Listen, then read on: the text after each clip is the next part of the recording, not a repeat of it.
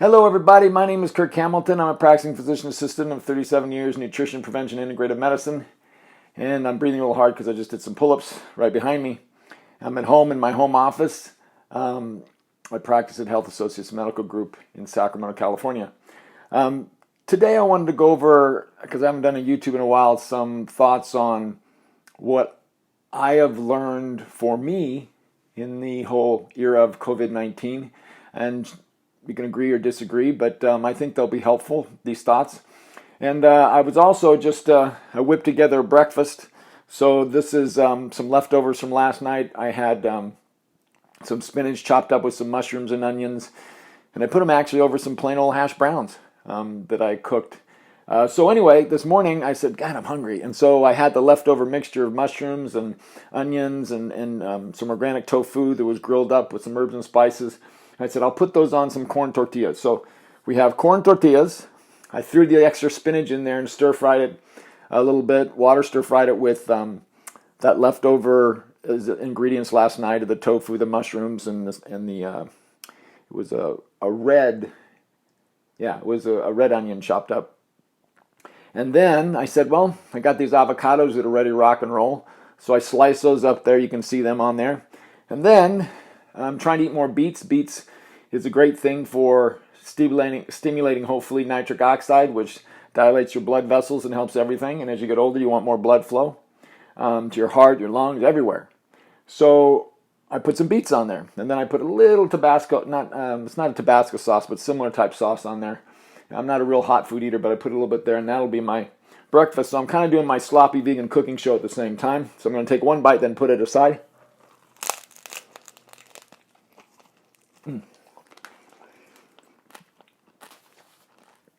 It's freaking awesome. So I wiped this on my hat because I forgot my towel.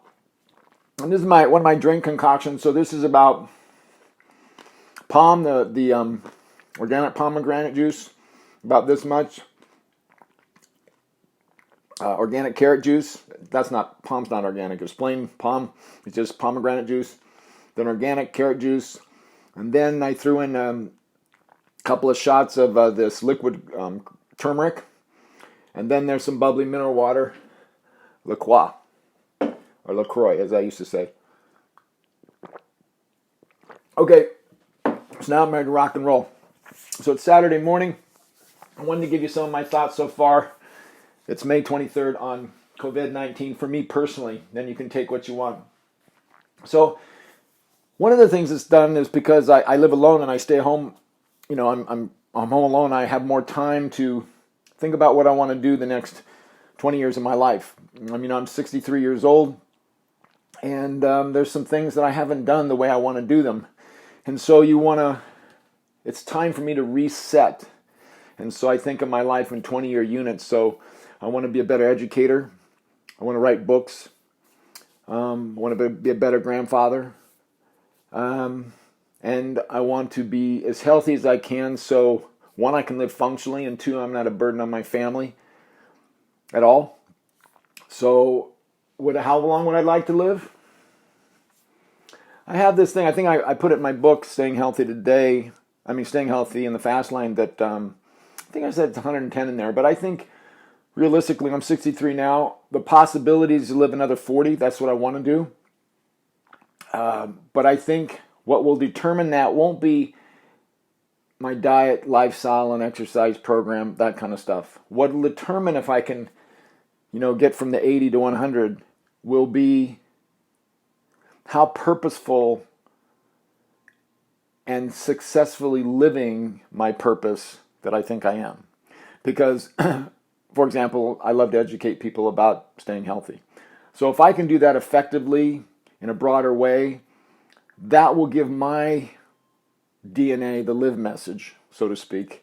As a great Bernie Siegel said, the cancer surgeon, you want to give your body the live message every day. And that's not just what you put in your mouth. And so if I can develop that, I have the sense of purpose, be successful at my sense of purpose. I think the lifestyle things are there. And then probably not be as much a loner as I am. I'm just been a loner all my life. So longevity cultures, they have good social structures. So we'll see. We'll see. But it's this time period, because I'm spending more time at home and I do live alone, I think more about that. So let's go over some of the other stuff.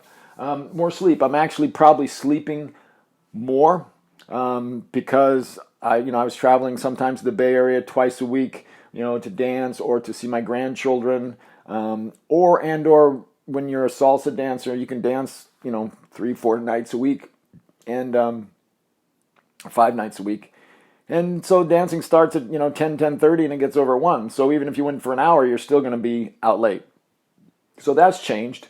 Less travel. I used to fly to Los Angeles once a week, go down and work at the Lundquist Institute, and that's been cut short, though it was going to end in April anyway, but it's been cut short in March. So I'm not traveling every week, and that does set your week up when you get on the earliest plane flight to LA and come back on one of the latest once a week. And again, not traveling as much as the city and dancing out. So I'm not traveling as much, so that's good for my gas. I'm saving money on gas. I'm saving money on bridge tolls, airplane flights. So that's good, because we need to save money during the COVID thing. One of my highlights, and I'm going to do this as soon as I get out of here, is go walk on the river. I used to be, 10, 15 years ago, I was a big-time jogger for the prior 20 years. Had knee surgeries. I've had 7 of them, since college football. And so I've switched to be more of a gym rat, where I do elliptical or stair climber, or not so much a rowing machine, and stair stepper type stuff, and sometimes a treadmill. But it was always in a gym setting, so I wasn't pounding the pavement so much as I was anymore. But now I love to go out and walk, and started to walk jog again. And we're so blessed to be in Sacramento, where we have this beautiful river, and we really have good weather. So every day I look forward to during COVID-19 is to get out there. I try and get in the sun. It's perfect now. I want to have I believe in non-burn sunlight. And I can tell you from doing thousands of vitamin D levels over the years that we're low, even in sunny California most of the time. So we get vitamin D that way. But just being outside in the sun, it's healing. So I love doing that, and I'm doing more of that right now because the gyms are closed. Eating simpler, I definitely think so. Trying to save $1 wherever you can. Not because things are tight during this the COVID-19, and so I don't eat out very much, and I'm cooking more at home, and it's just simpler. And it tends to it's just simpler. Exercising at home. So again, I've been a gym rat. I've been in the gym since I was 15 years old. And so I'm now 63. So that's almost a half a century.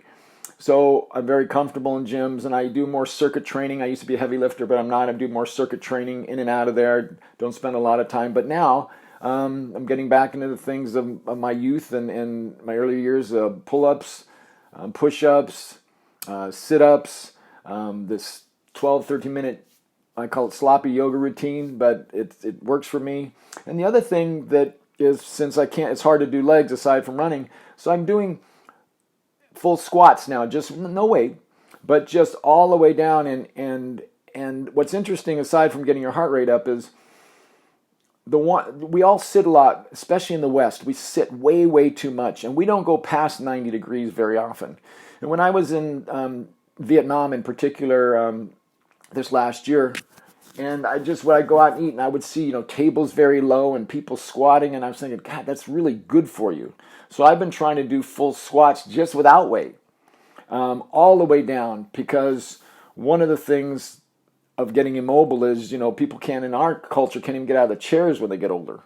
So full squats has been another thing, and a blessing that I've been getting into, saving money as much as you can. I'm fortunate to be able to go on to work, even though I'm not making the money I used to right now, but I'm so thankful for a paycheck. I mean, when I got a paycheck the first time, during this time, I was like, thank you, God, and my heart bleeds for the people that aren't getting a paycheck, and their jobs and the businesses have been just crushed.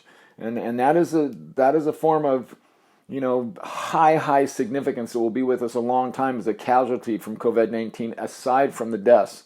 So we have to weigh that as we fight to deal with the obvious deaths that occur. What else are we creating? And then, there's a lot of politics in COVID-19, and I don't really want to get into it. It's sad for me because you can't discuss a topic and hear two sides. It doesn't happen. It just goes crazy. So that leads me to something that everybody agrees on.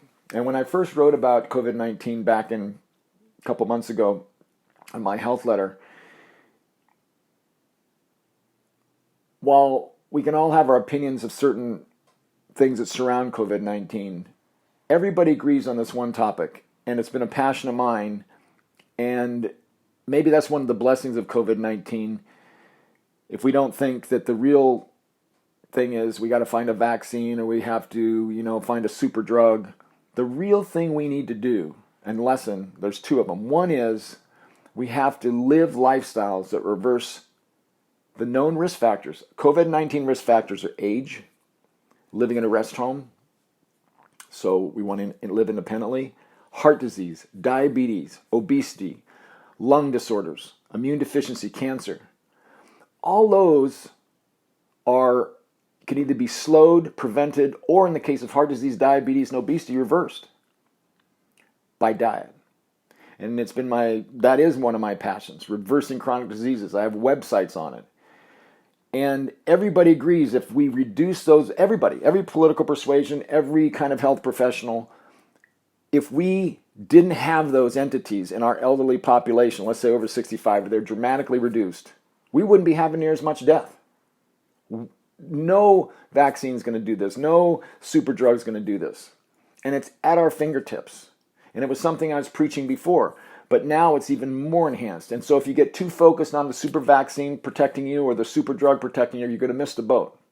The boat is that your diet, and the reason I'm a plant-based guy, well, it's not the only reason. I mean, aside from, cruelty to animals and the environment, and I think it's more efficient.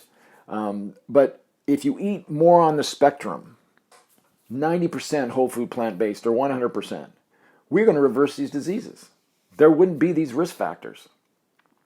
So it's imperative of us to take responsibility for ourselves. Instead of waiting for some super thing to happen, take responsibility for ourselves and live a diet and lifestyle that prevents these diseases. Now you can see those at healthylivingforbusypeople.com. I have a tab for heart disease, diabetes, obesity, Alzheimer's disease, and longevity that deal with these issues. That you can be spoon-fed the information. So that's the real calling, I think, is for us as a country, no matter what you believe, this would not be a crisis. Because the reason for the whole shutdown was we would overwhelm our hospital systems. So if there weren't people with those conditions, we wouldn't have so much death and crisis from COVID-19, and who knows if we'd even had to have a shutdown, because the shutdown was to not overwhelm our hospital systems. So, my name is Kirk Hamilton. I am going to finish this up in here.